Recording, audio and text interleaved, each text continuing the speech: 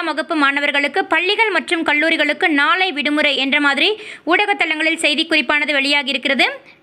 எந்த மாவட்டத்திற்கு இந்த உள்ளூர் விடுமுறையானது வெளியாகி இருக்கிறது என்பதை நாம் பார்க்கலாம்.